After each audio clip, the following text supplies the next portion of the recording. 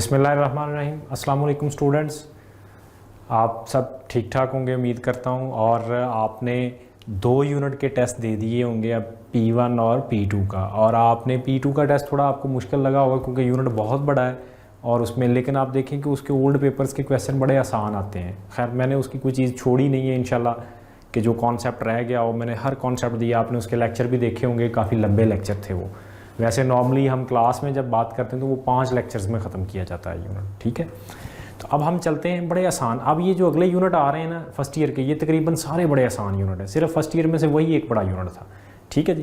तो अब चलते हैं हम अगले यूनिट की तरफ से, लेकिन जाने से पहले मैं आपसे एक बात डिस्कस करना चाहता हूँ। आपने आज मेरे लेक्चर के बाद बैठ के ये सोचना है कि पहले 2 यूनिट्स में फ़िज़िक्स के अलावा केमिस्ट्री, बायोलॉजी, इंग्लिश सब के बारे में, कि पहले 2 यूनिट्स जो आपने सबके दिए हैं, 2-2 टेस्ट दिए हैं सबके, आपने उसमें क्या लर्न किया है, आपने अपने अंदर क्या कमी फील की है, क्या आपने अपने अंदर कुछ चीज़ें ऐसी ढूंढी हैं जिससे आपको लगे कि वो आपके अंदर कमी है और अब आप उसको इम्प्रूव करेंगे।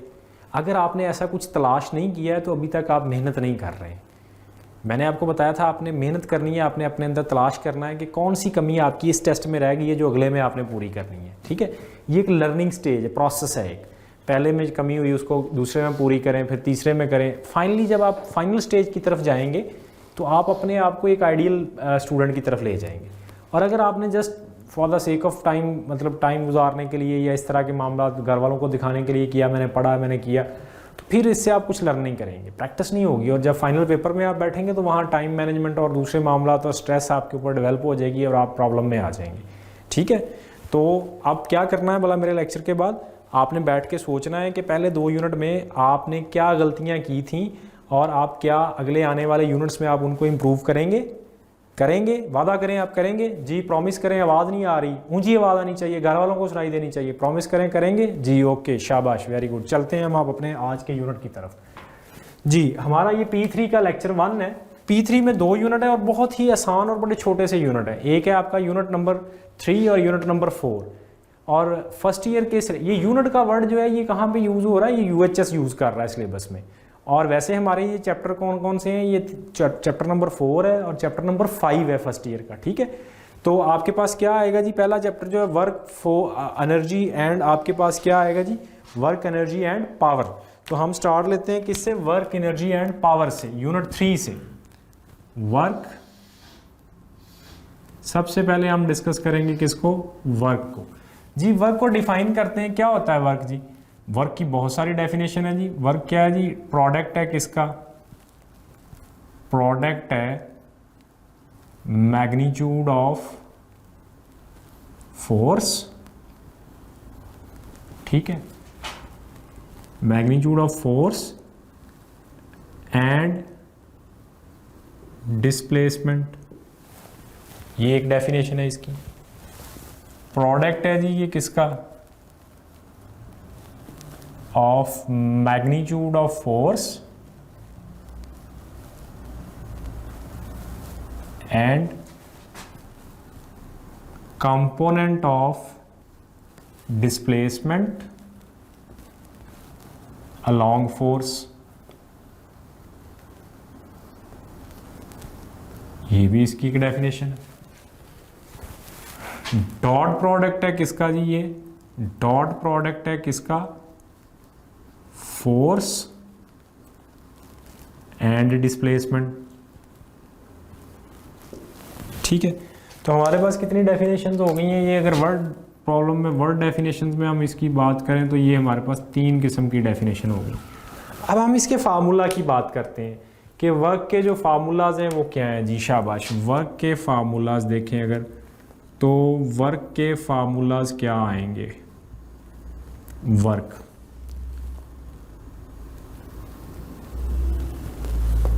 जी, पहला फार्मूला इसका क्या आया जी, W is equals to F dot D, शाबाश। फिर दूसरा फार्मूला इसका क्या बन गया, W is equals to F D cos theta, ठीक है जी। अच्छा, इसके अलावा वर्क का और कोई फार्मूला है, याद है आपको, W is equals to what, भाई mgh भी तो वर्क ही होता है ना, ठीक है। W is equals to what, W is equal to mgh, इसको बल्कि इस तरह लिखते हैं हम delta PE, change in potential energy, delta KE। ठीक है जी। अच्छा, अब फर्दर हम इससे फिर आगे और फार्मूलाज की बात कर रहे हैं, इससे जो आपने फर्स्ट ईयर सेकंड ईयर में वर्क के पढ़े हुए हैं सारे फार्मूलाज, हम उनकी बात करने जा रहे हैं सारे। W is equal to 1/2 K into delta x square, KX square, spring के अंदर जो वर्क स्टोरेज होती है। अच्छा जी, W is equal to Q delta V, electric work done on charge particle है जी।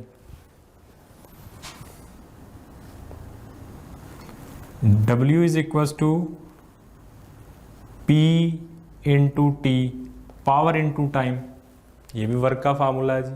ठीक है, इसके बाद अगर बात करें हम तो W is equal to tau theta, circular motion में वर्क का फार्मूला है जी। ठीक है, क्या है जी, ये सर्कुलर मोशन में वर्क का फार्मूला है W is equal to tau theta. और वैसे वर्क का फार्मूला हमारे पास क्या होता है, W is equal to FD, किस मोशन में होता है, लीनियर मोशन में होता है। ठीक है जी। अच्छा, फिर एक और बात करते हैं हम इसमें, कैपेसिटर में स्टोर एनर्जी का फार्मूला भी तो वर्क ही होता है ना, W is equal to 1/2 CV square, W is equal to 1/2 LI square, inductor में एनर्जी स्टोरेज है। ठीक है जी। अच्छा, इसके बाद एंगुलर मोशन में अगर बात करें तो रोटेशनल एनर्जी के हिसाब से बात करें तो W is equal to 1/2 I omega square. These are all the formulas of work. ये बेसिकली आपका एक्चुअल फार्मूला ये है, इससे हम बाकी फार्मूलाज ड्राइव करते हैं। अच्छा, ये दोनों फार्मूलाज जो हैं जी, ये वाला ये इलेक्ट्रिक वर्क का है, ये आपके पास क्या है जी, मैग्नेटिक वर्क स्टोरेज है, ये इंडक्टर में वर्क स्टोरेज है, इंडक्टर एनर्जी स्टोरेज है या वर्क है। ठीक है, और ये सर्कुलर मोशन में, एंगुलर मोशन में आता है वर्क, एंगुलर मोशन में। ठीक है, ये कौन सा वर्क है जी, एंगुलर वर्क है, एंगुलर वर्क। ठीक है जी। तो ये मुख्तलिफ किस्म के फार्मूलाज हमने वर्क के पढ़ लिए हैं। तो एक्चुअल फार्मूला F.D है इसका। अच्छा, इसके यूनिट्स की बात करें अगर हम, तो यूनिट्स इसके क्या आते हैं जी, जो हमने यहाँ सुने हुए हैं वर्क में, वो कौन कौन से यूनिट हैं जी। जॉउल है इसका यूनिट, न्यूटन मीटर के इक्वल होता है, ये पढ़ा है हमने चैप्टर 1 में। ठीक है जी। फिर इसका एक यूनिट जो है वो कैलोरी भी डिस्कस किया जाता है, खैर वो हमारी बुक में नहीं है कैलोरीज। ठीक है, फिर इसका एक यूनिट जो है जी वो क्या किया जाता है आपके पास, अर्ज भी डिस्कस किया जाता है। फिर इसका एक यूनिट जी जो क्या है जी, वो हमारी बुक में मौजूद है, वो क्या है जी, इलेक्ट्रॉन वोल्ट भी किया जाता है। ठीक है, और इनके आपस के रिलेशन भी हैं जी, क्या रिलेशन है इनके आपस के वो भी डिस्कस कर सकते हैं कि 1 erg is equal to how many joules, 10⁻⁻7 joule होते हैं। 1 electron volt is equal to how many joule, 1.6 into 10⁻⁻19 जॉउल।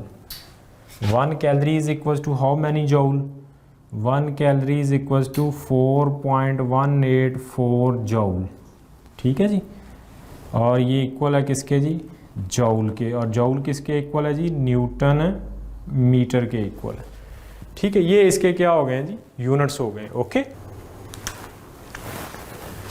अब हम देखते हैं जी कि अगर लेट्स सपोज मेरे पास ये एक बॉडी है, आज देखिएगा आपके वर्क के फार्मूला में क्या क्या चीज़ें आती हैं, कॉज की जगह साइन आ सकता है। क्या देखते हैं, ये एक मैस है, ये एक मैस है जी, इसके ऊपर आपने क्या किया है, इस डायरेक्शन में एक फोर्स लगाई है भाईजान, ये आपने इस पे फोर्स लगाई है, और ये इस डायरेक्शन में इसने क्या कवर किया है, डिस्प्लेसमेंट कवर किया है, और ये इसका क्या है, एंगल है। एंगल की बात जब हम करें तो कल भी हमारी बात लास्ट लेक्चर में हमारी बात हुई थी टॉक वाले में कि एंगल कौन सा लेना है हमने, बिटवीन टू वेक्टर्स टेल और टू वेक्टर्स हेड। तो यहाँ देखें इसकी भी टेल है और इसकी भी टेल है, तो इसका मतलब ये वेक्टर इनके बिटवीन है। तो यहाँ सिंपली अगर वर्क कैलकुलेट करें तो सिंपली कैसे कैलकुलेट हो जाएगा, एफ डी कॉस थीटा आ जाएगा जी। वर्क क्या आ जाएगा आपके पास, W is equals to F D cos theta, ये आ जाएगा वर्क। ठीक है। अच्छा, अगर मैं ये थीटा एंगल जो है बच्चों, अगर मैं ये थीटा एंगल यहाँ नहीं देता, आपसे डायग्राम आ जाती है और एंगल कहाँ बना हुआ होता है, यहाँ आ जाता है, ये एंगल आ जाता है। तो अब क्या करेंगे, क्या ये angle between force and displacement है? तो मैंने लास्ट स्कीम याद होगी आपको, वहाँ बताया था। फिर क्या करना है हमने, ज़रा बताइए शाबाश।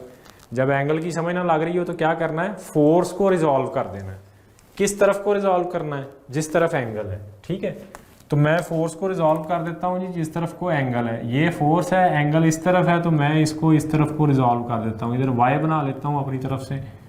तो ये आपके पास क्या होगी जी, फोर्स रिजॉल्व होगी। बताइएगा ज़रा कौन सा कंपोनेंट फोर्स का साइन है, कौन सा कॉस। देखिएगा ज़रा, थीटा के सामने क्या होता है बच्चों, एफ साइन थीटा। शाबाश, आप लोग तो बहुत इंटेलिजेंट होते जा रहे हो। एफ कॉस थीटा, शाबाश। चलें, अब हमने वर्क निकालना है भाई। डिस्प्लेसमेंट इधर को है, क्या ये वाला कंपोनेंट ये डिस्प्लेसमेंट प्रोड्यूस कर रहा है या ये वाला?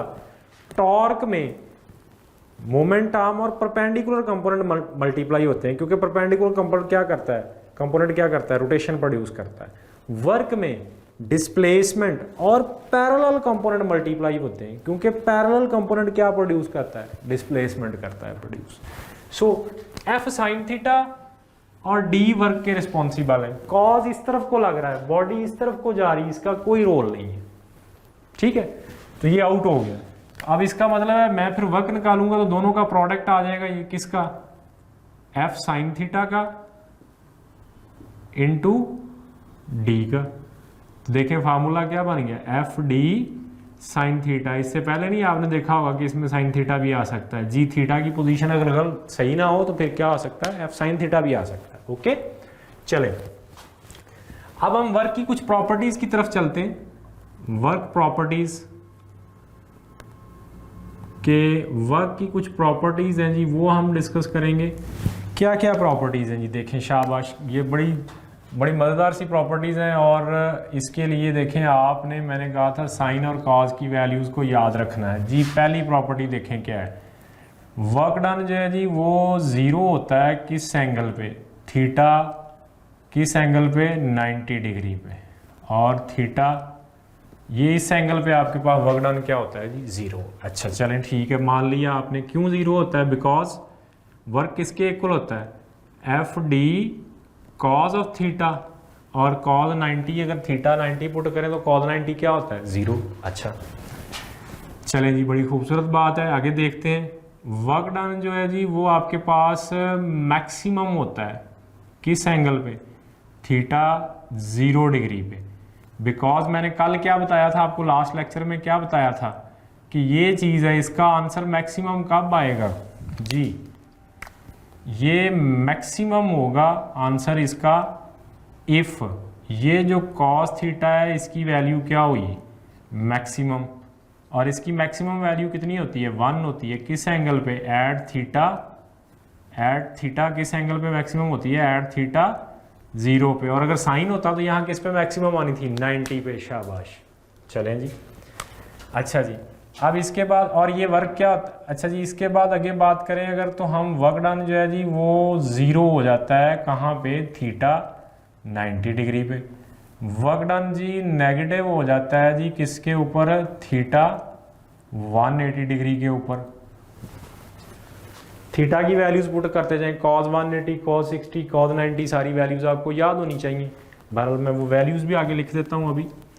और आपके पास एक और कंडीशन लगा देते हैं हम कि जनाब वर्क डन जो है वो क्या होगा, वर्क डन पॉजिटिव होगा थीटा अगर ग्रेटर और इक्वल टू है 0 डिग्री और लेस देन है किससे, 90 डिग्री से। ठीक है जी। अच्छा जी, और वर्क डन जनाब जो है वो नेगेटिव होगा, वो किसके ऊपर देखें ज़रा साथ ही, हम इधर एक और चीज़ इसके साथ ही लिख देते हैं। वर्क डन जो है जी वो नेगेटिव होगा किन एंगल्स पे, थीटा किस एंगल पे जनाब, थीटा ग्रेटर देन 90 डिग्री और less or equal to 180 degree. ठीक है जी, इन एंगल्स में से कोई भी एंगल आ जाए तो वर्क डन क्या होगा जी, वर्क डन क्या होगा, नेगेटिव होगा। और अगर इन एंगल में से कोई भी एंगल आ जाए तो वर्क डन क्या होगा जी, हमेशा पॉजिटिव होगा। ओके जी, अब देखें साइन कॉस टेन की वैल्यूज भी हम यहाँ डिस्कस कर लेते हैं जी। साइन 0 डिग्री आ गया, साइन 30 डिग्री आ गया, साइन आ गया आपके पास जनाब कितना 45 डिग्री, साइन आ गया आपके पास 60 डिग्री, साइन आ गया बच्चों आपके पास कितना जी 90 डिग्री, साइन आ गया आपके पास 180 डिग्री, साइन आ गया आपके पास 270 डिग्री और साइन आ गया आपके पास कितना 360 डिग्री। जी इसकी वैल्यू कितनी होती है जी, इसकी वैल्यू होती है 0। इसकी वैल्यू कितनी होती है जी, इसकी वैल्यू होती है 1/2 या 0.5। इसकी वैल्यू कितनी होती है जी, इसकी वैल्यू होती है 1/√2 या 0.707।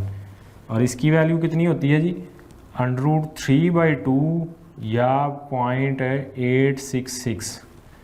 और इसकी वैल्यू कितनी होती है जी 1। इसकी वैल्यू कितनी होती है 0। इसकी वैल्यू कितनी होती है -1। इसकी वैल्यू कितनी होती है 0। अब इसके आगे मैं लिखता हूँ cos 0 डिग्री आ गया जी, cos 30 डिग्री आ गया, cos 45 डिग्री आ गया, cos 60 डिग्री आ गया, cos 90 डिग्री आ गया, cos 180 डिग्री आ गया, cos आ गया आपके पास बच्चों कितना 270 डिग्री, cos कितना आ गया 360 डिग्री। अच्छा ये 0 होता है, ये मैक्सिमम अपोजिट चलती हैं वैल्यूज़। ये कितना आ जाएगा जी, ये √3/2 यानी कि 0.866। और ये वैल्यू जो है जी 45 पे दोनों की वैल्यू क्या होती है, इक्वल होती है। 60 पे ये कितना आ जाएगा 1/2.5। 90 पे cos कितना आ जाएगा जी आपके पास 0। 180 पे कितना आ जाएगा -1। यहाँ क्या आ जाएगा 0 और यहाँ क्या आ जाएगा 1। साइन और cos की अब आपने टेन निकालना है, किसी भी एंगल पे टेन निकालना है। सपोज आप कहते हैं टेन 45 निकालें, टेन किसके इक्वल होता है, साइन 45 ओवर cos 45। अब साइन और cos की वैल्यूज़ तो इक्वल है ना 45 पे, टेन 45 डिग्री, साइन की वैल्यू 45 पे कितनी है जी 0.707, cos की भी कितनी है 0.707, तो 0.707 ये कैंसिल हो गया तो आंसर कितना आ गया 1। तो इस तरह से आप किसी भी एंगल की टेन पे भी क्या कर सकते हैं, वैल्यू निकाल सकते हैं। ठीक है, इनको सिर्फ आपने याद रखना। अच्छा इन्वर्स निकालना बड़ा आसान होता है। मसलन आप कहते हैं मुझे cos 0 का इन्वर्स चाहिए, क्या आता है, बड़ा आसान। cos ये जेन में लाएं कि 0 किस पे वैल्यू होती है 90 पे। आप cos को उधर ले जाएं तो ये क्या चीज़ बन जाएगी, ये बन जाएगा जी 90 इधर रहेगा, 90 इधर ही रहा, cos उधर गया तो क्या बन गया, cos इनवर्स 0 बन गया। लें जी ऐसे अगर आपको ये वैल्यू याद है तो इन्वर्स की वैल्यूज भी ऐसे निकल। मसलन आप कहते हैं जी मुझे cos इनवर्स 0.5 की वैल्यू चाहिए, 0.5 किस पे होती है 60 पे, तो cos को उधर ले जाएं, cos इनवर्स 0.5 किसके इक्वल आ जाएगा 60 के। ठीक है, किसी भी टेन की वैल्यू निकालनी है तो उन दो साइन cos को क्या करें, डिवाइड कर दें। ये आपने रट्टा लगाना है, याद करना है। मेरी बुक के अंदर पहले ही पेजेस के ऊपर टेबल बना के ये वैल्यूज लिखी हुई हैं। ठीक है, उधर से याद कर लेनी। ओके अच्छा जी, अब work done by friction, work done by friction जो होता है जी, वर्क डन बाय फ्रिक्शन ये हमेशा ऑलवेज क्या होता है जी, नेगेटिव होता है। क्या होगा जी, ये ऑलवेज हमेशा ये क्या होगा, नेगेटिव होगा, क्योंकि फ्रिक्शन हमेशा डिस्प्लेसमेंट के क्या लगती है, ऑपोजिट लगती है। ठीक है जी, वर्क डन जो है जी वो 0 होगा in close path, if force is conservative. लें जी, ये भी मजे की बात है।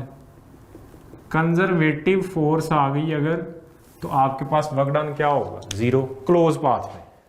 मसलन कौन सी फोर्स आ गई कंजर्वेटिव? कौन कौन सी हैं? ग्रेविटेशन, इलेक्ट्रिक और इलास्टिक। इनकी वजह से वर्क डन क्या होगा? जीरो। नॉन कंजर्वेटिव की वजह से वर्क डन क्या होगा? नॉन जीरो होगा। कहां? इन क्लोज पाथ। क्लोज पाथ में नॉन कंजर्वेटिव की वजह से वर्क डन क्या होता है? Work is non zero. Close path में इनकी वजह से नॉन जीरो। कौन कौन सी हैं जी? एफ फ्रिक्शनल फोर्स, टेंशन, ठीक है, एटसेट्रा। ये जो फोर्सेस हैं इनकी वजह से वर्क डन क्लोज पाथ में भी जीरो नहीं होगा, ठीक है। लेकिन इन फोर्सेस की वजह से वर्क डन क्लोज पाथ में क्या होगा? जीरो होगा, ठीक है। वर्क डन जनाब जो है वो एफ डी के इक्वल है। इसका मतलब है अगर डी जीरो है तो भी वर्क डन क्या है जी? ये क्या इंप्लाइज करता है? वर्क जीरो है। और अगर एफ जीरो है तो ये भी इंप्लाइज करता है क्या? कि वर्क जीरो है, ठीक है जी। डी को हाफ कर दें, वर्क हाफ। डी को मैक्सिमम कर दें, वर्क मैक्सिमम। पैरेलल में जब दोनों होंगे, पैरेलल केस कौन सा होता है? ये वाला। एंटी पैरेलल होंगे तो क्या होगा? कौन सा केस होगा? ये वाला। परपेंडिकुलर होंगे तो ये वाला, ठीक है जी। तो ये आपके पास क्या आ गई है? वर्क की सिचुएशन। अच्छा जी, F D graph, work done जो है वो ग्राफ से भी हम फाइंड कर सकते हैं। ग्राफ से वर्क डन कैसे निकालते हैं जी? ग्राफ किसके बिटवीन बनाया जाता है? ग्राफ बनाया जाता है between displacement and force. Suppose ये आपका ग्राफ है जी। इस ग्राफ की जरा देखें, आपसे अगर कोई कहे स्लोप किसके इक्वल आएगी जी? मैंने स्लोप बताया हुआ है वीटी ग्राफ में कि स्लोप जो है इसकी किसके इक्वल आएगी? वाई यानी delta F over delta x. कोई क्वांटिटी बनती है ये। फोर्स का यूनिट क्या होता है जी? न्यूटन। इसका मीटर, तो ऊपर जाकर क्या बन गया? पर मीटर। तो ये क्या चीज़ निकलती है? ये स्प्रिंग कांस्टेंट नहीं बनता, स्प्रिंग कांस्टेंट बनता है ये इसकी स्लोप। और इसका एरिया अगर देखा जाए, क्योंकि ग्राफ में दो ही चीज़ें होती हैं जो इन्फॉर्मेशन देती हैं आपको। कितनी? दो चीज़ें होती हैं जो ग्राफ में इंफॉर्मेशन देती हैं। कौन कौन सी? एक स्लोप और दूसरी उसकी क्या चीज़ होती है? एक स्लोप होती है, दूसरी एरिया। एरिया बेटे दोनों का क्या होता है? प्रोडक्ट। Force into displacement. तो ये किसके इक्वल आएगा? वर्क के इक्वल आ जाएगा, ठीक है जी। अच्छा, तो इसमें एरिया इस तरह निकालते हैं। ये एरिया कैलकुलेट कर लेते हैं। फॉर एग्जांपल अगर मैं कहता हूं कि मुझे बताएं जी, इस क्वेश्चन में वर्क फाइंड करना है। ये 20 मीटर है, 10 मीटर है, 0 है, ये डी है और ये एफ है आपके पास न्यूटन में। कितनी है जी यहाँ पे? ये 20 आ रही है। फाइंड डब्ल्यू, इसमें आपने डब्ल्यू फाइंड करना। तो हम इसमें वर्क निकालेंगे ना। वर्क कौन सा निकलेगा जी? एरिया निकालेंगे। एरिया कहाँ से निकलेगा? ये वाली ट्रायंगल का एरिया आएगा और फिर क्या आएगा? इस ट्रायंगल का एरिया। दोनों का एरिया निकाल के क्या कर दें? ऐड। तो वर्क किसके इक्वल आएगा जी? देखें, इस ट्रायंगल का एरिया कितना है? ये इसकी बेस है कितनी? 10। हाइट कितनी है? 20। तो क्या आया? 1/2 बेस इंटू हाइट, प्लस इसकी बेस भी कितनी है?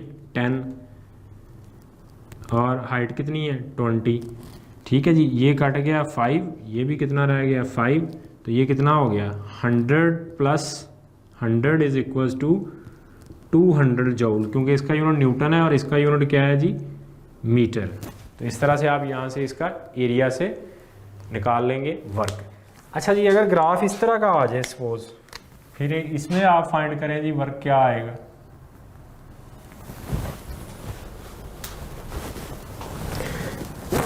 अल्हम्दुलिल्लाह। जी इसमें वर्क फाइंड करें आप, क्या आएगा जी, ये ग्राफ है जी, इसमें आपने वर्क फाइंड करना है।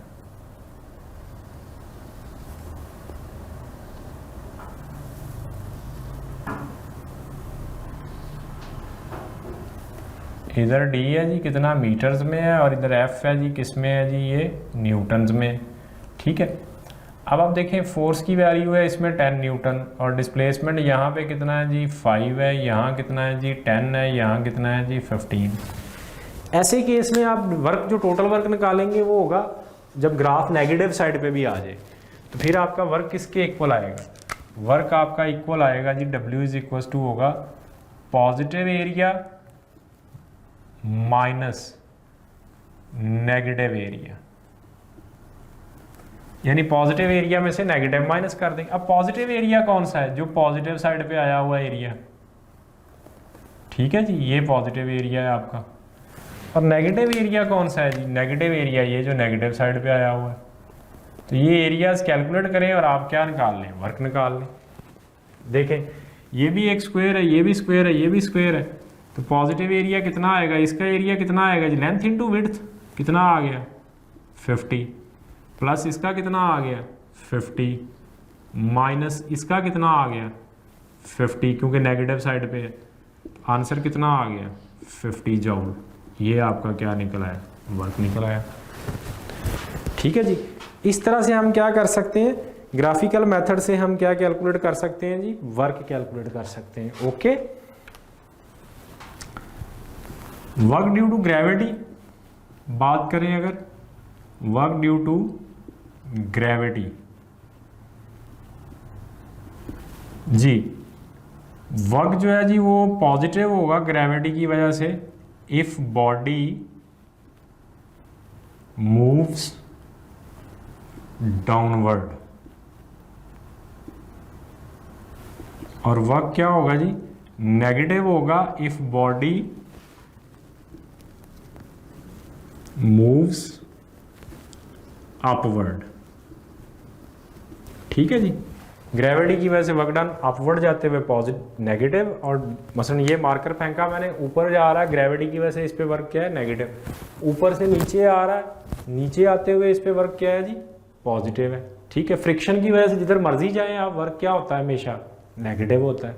ठीक है जी, चले आगे हम इसी में डिस्कस करने जा रहे हैं किसको जी, एनर्जी को। इसी के अंदर हम क्या करने जा रहे हैं, एनर्जी को डिस्कस करने जा रहे हैं। बहरहाल इसमें मैं एक चीज़ बता दूं आपको कि सपोज अगर आप एक और छोटी सी हम क्वेश्चन को डिस्कस कर लेते हैं कि एक बॉडी है, इसके ऊपर ये फोर्स लग रही है और ये बॉडी इस तरफ को मूव कर रही है, तो वर्क डन बच्चों कितना होगा, एंगल कितना आ गया ये वाला 90 डिग्री, तो वर्क डन क्या हो गया 0। ठीक है, फोर्स अपवर्ड लग रही है, बॉडी डाउनवर्ड जा रही है, एंगल कितना आ गया बच्चों ये वाला 180 डिग्री, तो वर्क डन क्या होगा नेगेटिव। ठीक है जी, फोर्स भी अपवर्ड लग रही है, डिस्प्लेसमेंट भी किधर है जी अपवर्ड है, एंगल कितना आ गया 0 डिग्री, तो वर्क डन क्या होगा जी मैक्सिमम पॉजिटिव। ठीक है जी, आगे हम डिस्कस करते जा रहे हैं, ये आपके पास वर्क है जी। तो अब इसमें एक क्वेश्चन वर्क का और भी कर लेते हैं जी, एंगल निकालने का क्वेश्चन भी आ जाता है वर्क में, वो भी कैलकुलेट कर लेते हैं जी। देखें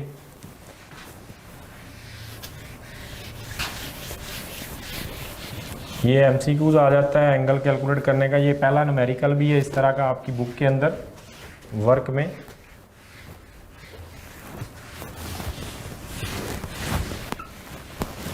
जी एमसीक्यूज है, if work done by 50 newton force on a body is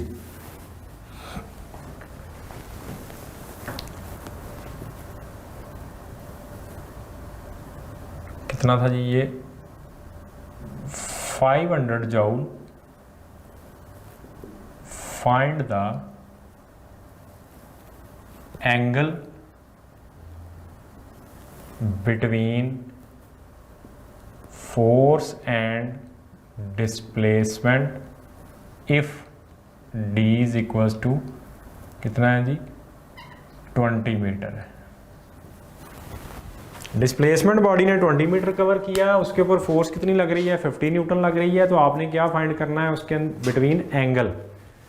तो हमें पता है जी इसका सोल्यूशन देखें क्या आएगा जी कि W इज इक्वल्स टू किसके होता है बच्चों एफ डी कॉस थीटा, कितना है ये 500 जूल, F कितनी दी हुई है आपके पास 50, D कितना दिया हुआ है 20 and we have to find the theta.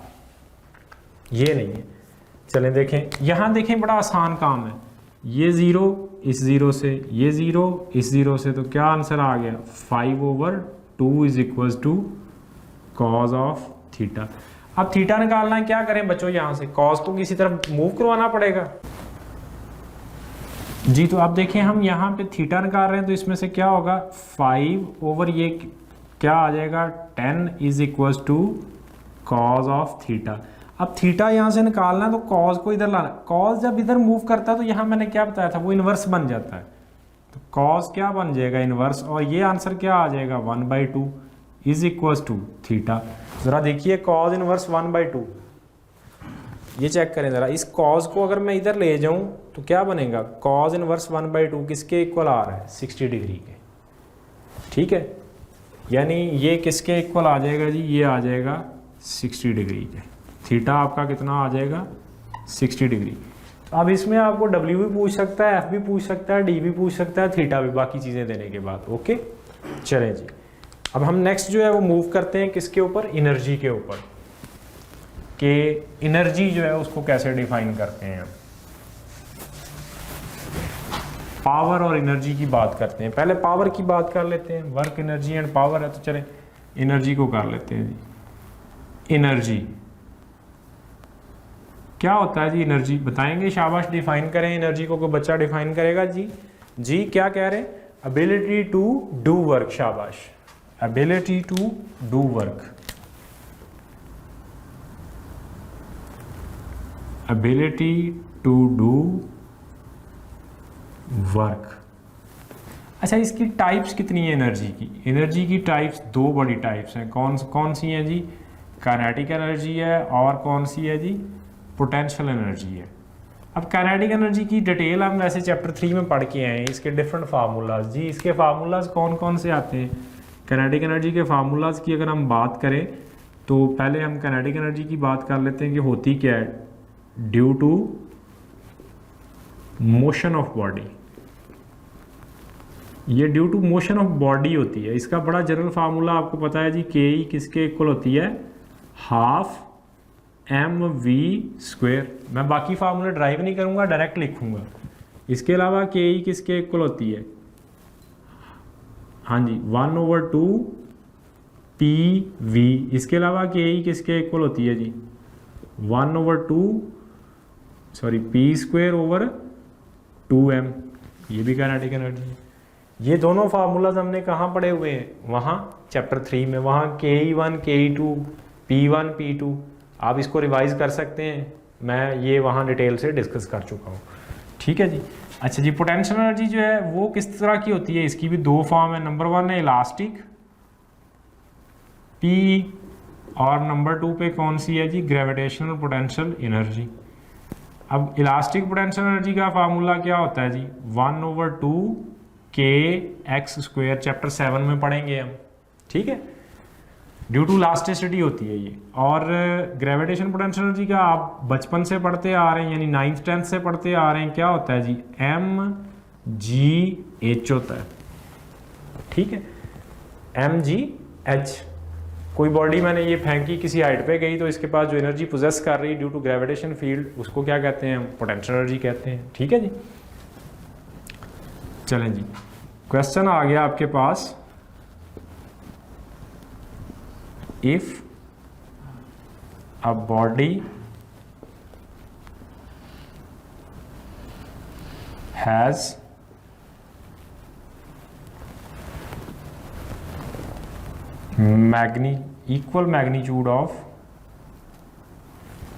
equal magnitude of speed and mass, what will be its K? What will be its K? इसकी K ही बताएं क्या होगी। ऑप्शन ए देखें जी कि हम इसको सॉल्व कर लेते हैं जी, किस तरह निकलेगी। क्या कहा गया है कि काइनेटिक एनर्जी निकालनी है आपने जबकि स्पीड और मास की मैग्नीट्यूड क्या है, इक्वल है। If a body has equal magnitude of speed and K, what will be its mass? इसका mass क्या होगा, ठीक है जी। तो देखें हमारे पास फार्मूला है K is equals to half mv²। अब मैं कहता हूं कि आपके पास K की और स्पीड की मैग्नीट्यूड क्या है, इक्वल है, ठीक है। कि काइनेटिक एनर्जी की और इसकी जो मैग्नीट्यूड आ रही है वो क्या आ रही है, इक्वल आ रही है।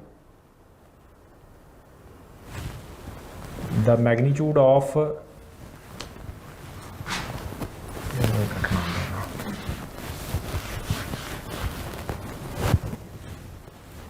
जी, नेक्स्ट क्वेश्चन करते हैं हम।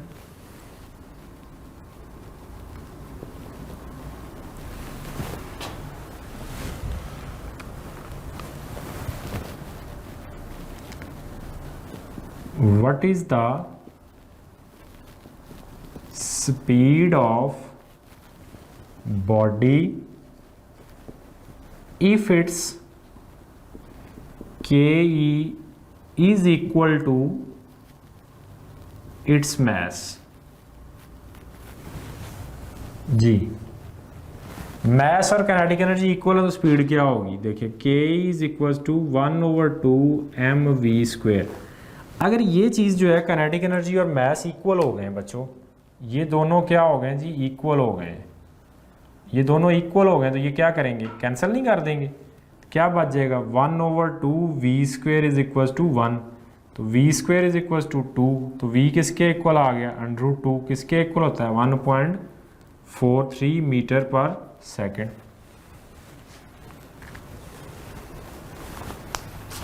ये आपके पास क्या आ गई, काइनेटिक एनर्जी से हमने क्या निकाल दी है, स्पीड निकाल दी है। अच्छा जी, अब आगे देखते हैं, डिस्कस करते हैं हम कि काइनेटिक एनर्जी के कुछ और क्वेश्चंस और पोटेंशियल एनर्जी के 1-2 क्वेश्चंस। इसकी डिटेल वैसे मैंने काइनेटिक एनर्जी की चैप्टर 3 में करवा दी थी आप लोगों को जी।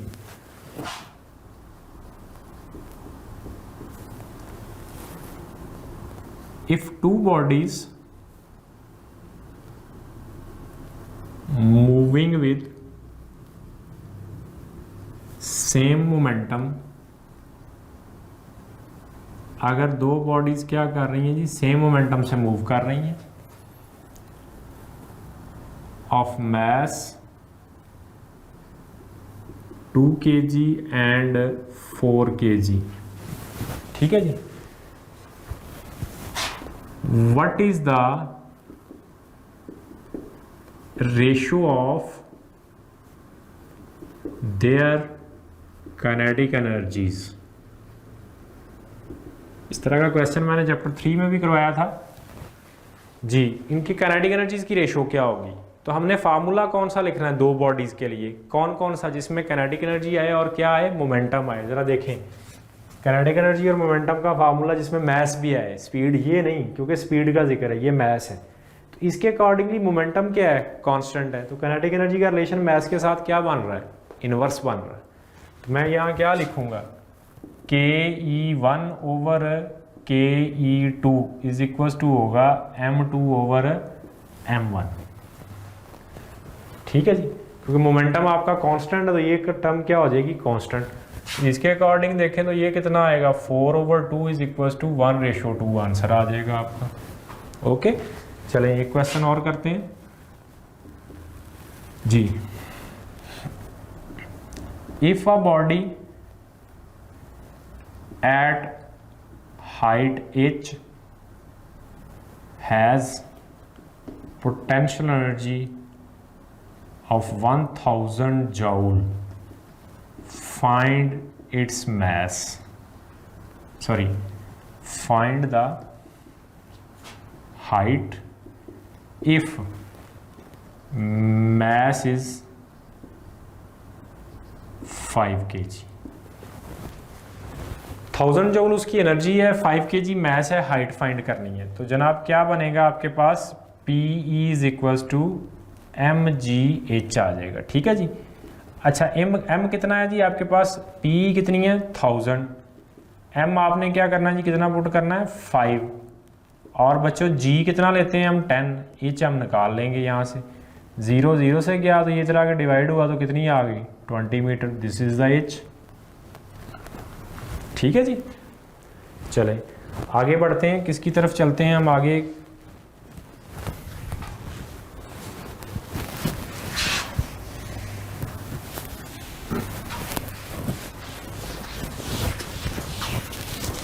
आगे हम पावर को डिफाइन करते हैं जी। पावर,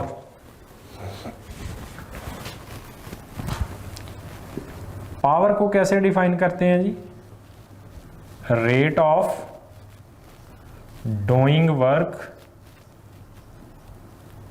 इज कॉल्ड पावर, और इंस्टेंटेनियस पावर कैसे डिफाइन की जाती है, PW over delta t, instantaneous power भी। और यहाँ से अगर वर्क निकालें तो मैंने शुरू में एक फार्मूला लिखा था P इंटू डेल्टा टी, किसी भी चीज़ की पावर को टाइम से मल्टीप्लाई कर दें तो वो क्या बन जाता है, वर्क बन जाता है। ठीक है जी। अब हम देखते हैं जनाब पावर के डिफरेंट किस्म के जो यूनिट्स हैं और इसके फार्मूला। एक फार्मूला इसका पावर का ये है, एक फार्मूला पावर का ये भी है, FV, कांस्टेंट फोर्स एक्ट कर रही है तो ये फार्मूला लगाते हैं। ठीक है जी। स्पीड आपके पास है बॉडी की, पावर का फार्मूला F डॉट V, जिसको लिख सकते हैं हम FV कॉज ऑफ थीटा, ये भी लिख सकते हैं। ठीक है जी, ये भी पावर का फार्मूला आ गया। इंस्टेंटेनियस पावर के लिए कौन सा फार्मूला यूज करते हैं जी, P instantaneous is equal to limit delta t approaches to 0 delta W over delta t. जी क्वेश्चन है, if body performs 100 joule of work in 5 second, या इन 1 मिनट कर लेते हैं, in 1 minute its power is, जी क्या आएगी power, P is equals to W over T, W कितना आ गया 100, T कितना 1 मिनट में कितने सेकंड बने 60, ये कट गया, कितना आ गया जी 1 पॉइंट, आपके पास कितना आ गया ये 1.6, क्या बने ये वॉट। ठीक है जी। अच्छा इसके यूनिट्स की बात करें अगर पावर के, यूनिट्स ऑफ पावर,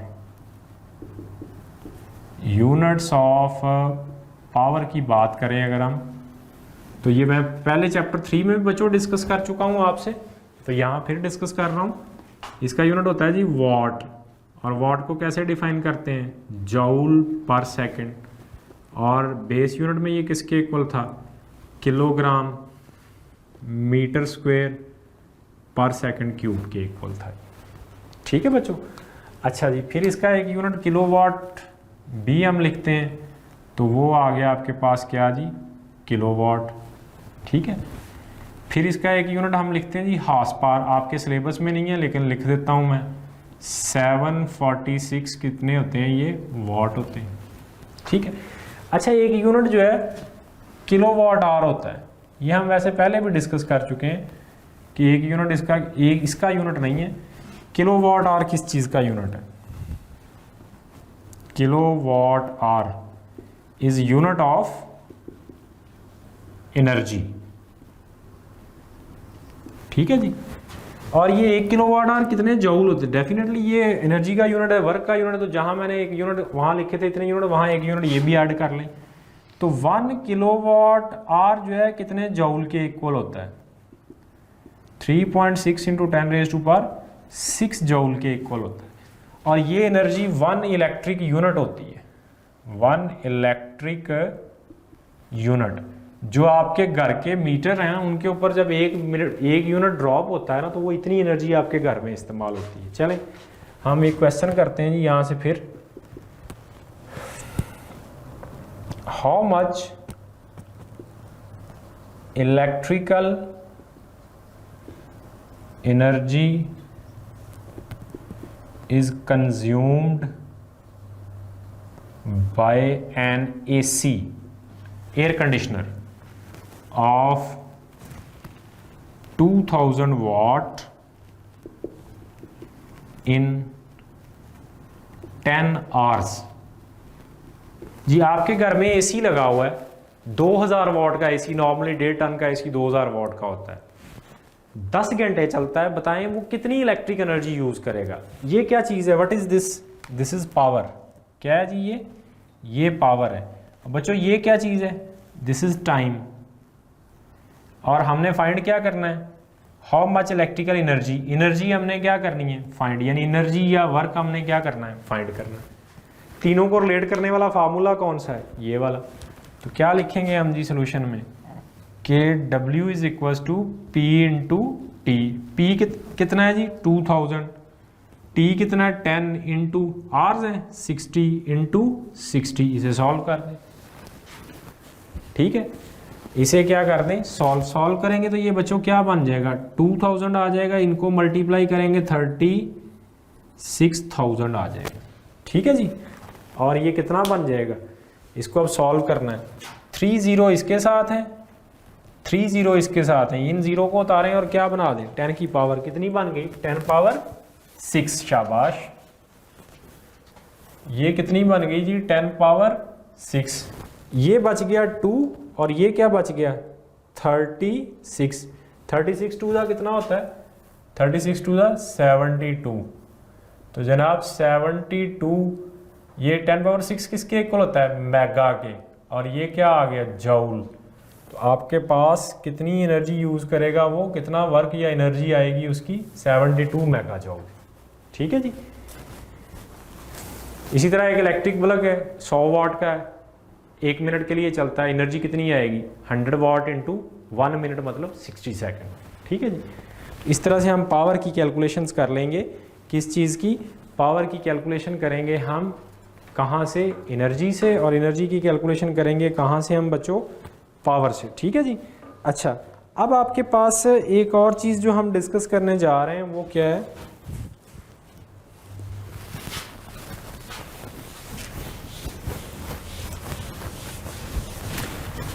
कि समटाइम एफिशिएंसी के क्वेश्चन भी है, वैसे सिलेबस में नहीं है एफिशिएंसी, लेकिन मैं थोड़ा सा इसको करवा देता हूँ, परेशान नहीं होना। एफिशिएंसी क्या होती है जी आउटपुट ओवर इनपुट, ठीक है जी।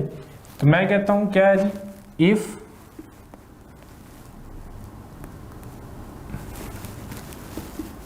N electric motor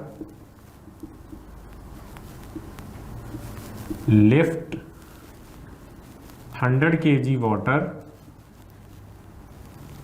from a depth of 10 meter in 10 seconds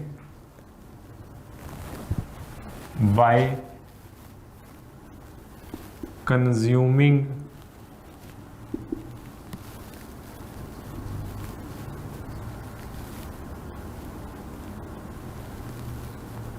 कितने जॉल एनर्जी,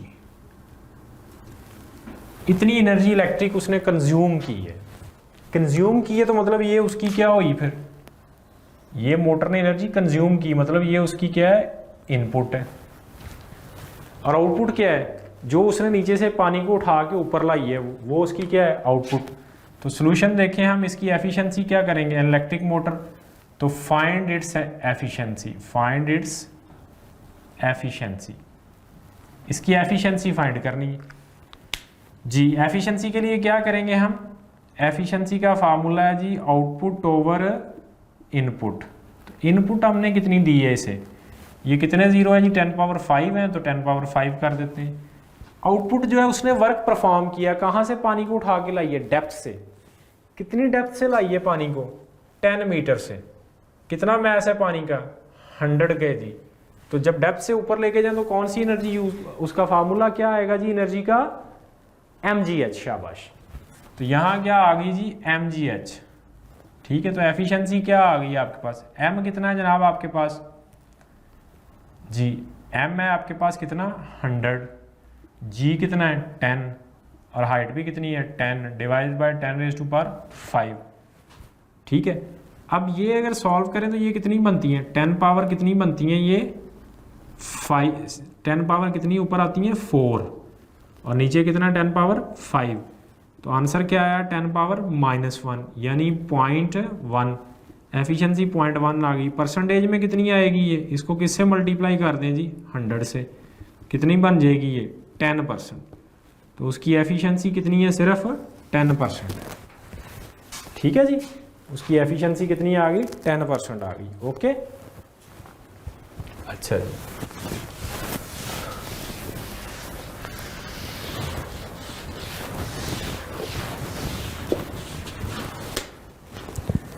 अब आगे डिस्कस करते हैं हम वर्क एनर्जी थ्योरम को। पावर से आगे बढ़ते हैं, किसको लिखते हैं वर्क एनर्जी थ्योरम या वर्क एनर्जी प्रिंसिपल भी कहते हैं इसे। अच्छा, ये प्रिंसिपल क्या कहता है कि किसी बॉडी पे भी जो वर्क करते हैं वो उसकी काइनेटिक एनर्जी को क्या करता है चेंज करता है। The change in K is equals to work, या change in P is equals to work, या change in K plus change in P is equals to work. मतलब वर्क जब भी होगा बॉडी की क्या चेंज होगी एनर्जी, अगर वर्क नहीं हुआ तो आप बॉडी की एनर्जी चेंज नहीं कर सकते, ठीक है जी। तो अब यहां से देखें इसके फार्मूलाज कुछ बनेंगे हमारे पास। W इज इक्वल्स टू किसके होता है बच्चों, चेंज इन काइनेटिक एनर्जी मतलब half mvf² minus half mvi²। अगर यहां से 1/2 को कॉमन ले लें तो ये क्या बनता है 1/2 m कॉमन ले लिया आपने तो क्या आया vf² माइनस vi², ये w आ गया। इफ इनिशियल वेलोसिटी बॉडी की क्या है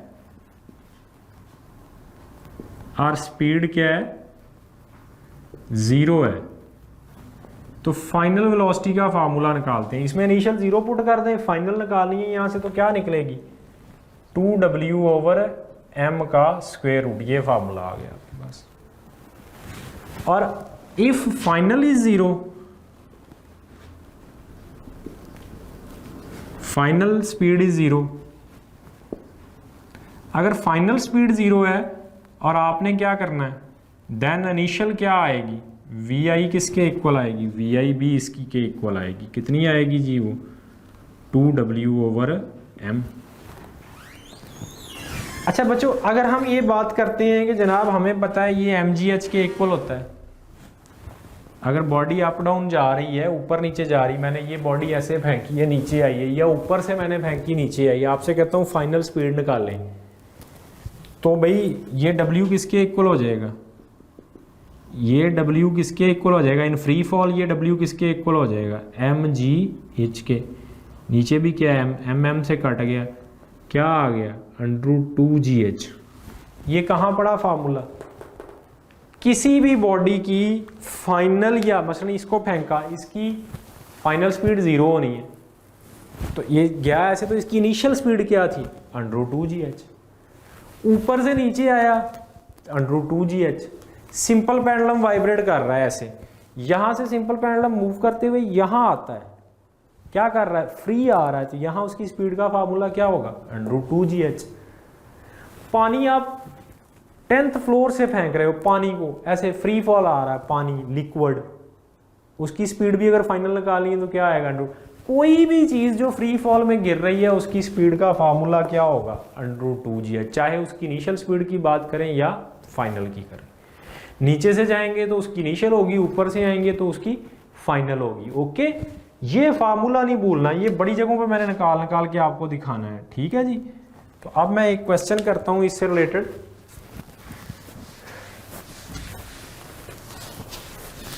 हम क्वेश्चन करते हैं, एक ग्राफ का क्वेश्चन है जी।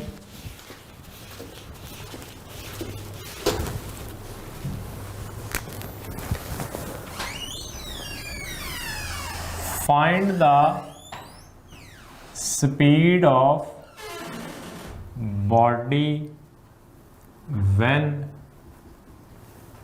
It is at distance of 12 meter from graph. इस ग्राफ से आपने क्या करना है जी, बॉडी की क्या फाइंड करनी है, स्पीड। कब, जब बॉडी कहां पे है,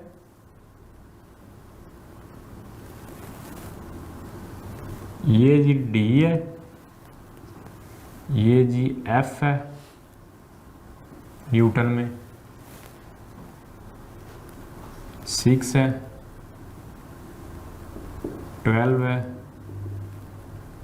18 है, 24 है, और ये कितना है जी 10 न्यूटन है। इस ग्राफ से आपने क्या निकालना है, स्पीड निकालनी है। कहाँ पे, जब बॉडी किस डिस्टेंस पे होगी, 12 मीटर पे। यहाँ पे जब बॉडी पहुंचेगी तो इसकी स्पीड क्या होगी जी, शाबाश। अब देखिए कुछ क्वेश्चन होते हैं डायरेक्ट ग्राफ से निकल आते हैं, कुछ होते हैं ग्राफ से पहले एक वैल्यू निकालनी होती है फिर दूसरी वैल्यू निकलती है। मसलन देखें कैसे, इस केस में हमें पता है कि स्पीड का हमने एक ही फार्मूला पढ़ा, यहाँ क्या रिलेशन, ग्राफ से क्या निकाल सकते हैं, वर्क निकाल सकते हैं। उसके बाद क्या निकालनी है, स्पीड। तो वर्क और स्पीड ये रिलेट किए हुए हैं आपके पास। तो फाइनल स्पीड निकाल रहे हैं हम, इसलिए क्या आ जाएगा जी, फाइनल लिख लें या ना लिखें, v इज इक्वल टू क्या आ जाएगा 2w/m। तो यहाँ बॉडी का मैस गिवन नहीं है, चले मैं कह देता हूँ जी कितना है जी 5 kg मैस है सपोज, ठीक है। अब देखें आपके पास क्या है जी, W कहाँ से आएगा, इस ग्राफ का एरिया कितना, 12 मीटर तक का एरिया। जहाँ तक आपने जिस पॉइंट पे आपने निकालनी है स्पीड, उस पॉइंट तक का क्या आएगा एरिया। एक ट्रायंगल बन रही है ये वाली, ये एक ट्रायंगल बन रही है इसमें, और एक इसमें क्या आ रही है जी, रेक्टेंगल आ रही है, शाबाश। ट्रायंगल का एरिया पहले निकाल लेते हैं, कितना आएगा 1/2 बेस इंटू हाइट। तो 1/2 बेस कितनी है 6 इंटू हाइट कितनी है, ये कितना आ गया 30 आ गया, प्लस इसमें इसको ऐड करेंगे, ये कितना है जी, ये है 6 12 6, और ये कितना है जी 10, कितना आ गया 60, प्लस क्या करेंगे 60 डिवाइड बाय 5।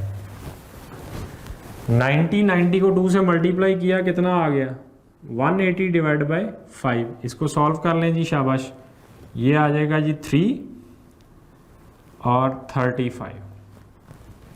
35 का स्क्वायर रूट तकरीबन 6.9 मीटर पर सेकंड, क्योंकि 36 होता तो कितना आ जाना था, ये आपके पास आंसर आ गया, ठीक है। यानी ग्राफ से पहले हमने एरिया निकाला है, फिर फार्मूले में यूज करके क्या निकाल दिए, स्पीड। चले एक क्वेश्चन और करते हैं, फिर इसको वाइंड अप करते हैं यहाँ पे इस लेक्चर को।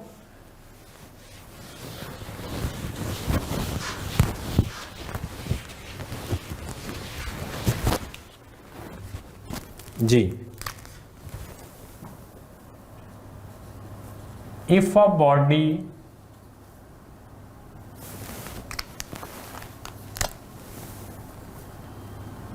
change its velocity from 10 meter per second to 20 meter per second by the application of 100 Newton force, find the displacement covered by body। mass body का कितना है जी 2 kg है। 2 kg की बॉडी पे इतनी फोर्स लगी, स्पीड यहाँ से यहाँ चेंज हो गई। जरा डाटा निकाल लेते हैं, क्या निकलता है जी। व्हाट इज दिस, अनिश मैंने देखिए स्टेटमेंट नहीं पढ़ रहा। What is this final velocity, what is this force, and what is this mass. Check करें कौन सा फार्मूला है, फोर्स भी आए, मैस भी आए, इनिशियल वेलोसिटी भी आए, फाइनल वेलोसिटी भी आए। फोर्स यहाँ नजर नहीं आ रही, इसके अंदर फोर्स है, क्या है एफ डी लिख सकते हैं इसको। सो दैट्स व्हाई हम इसको क्या लिखेंगे जी W is equals to 1/2 mvf² minus vi²। तो इसको क्या लिख लेते हैं, FD 1/2 m into vf² minus vi²। तो D निकाल लिया हमने, कितना आ गया 1/2 m vf² minus vi² over क्या आ गया जी, f आ गया। वैल्यूज़ पुट कर दें, 1/2 इंटू 2 आ गया। vf कितना है जी आपके पास, 20 का स्क्वायर कितना होता है 400, vi कितना है 100 डिवाइड बाय फोर्स कितनी है 100, ये इससे कट गया, कितना आ गया 300 divide by 100 is equals to 3 metre आपका क्या आ गया, डिस्प्लेसमेंट आ गया। इतना डिस्प्लेसमेंट कवर करेगी बॉडी, ठीक है, क्या करेगी बॉडी, इतना डिस्प्लेसमेंट। तो कल हम इंशाल्लाह इससे रिलेटेड ओल्ड पेपर्स के क्वेश्चन करेंगे और फिर इसे आगे स्टार्ट करेंगे। ओके चलें जी, ठीक है, थैंक यू।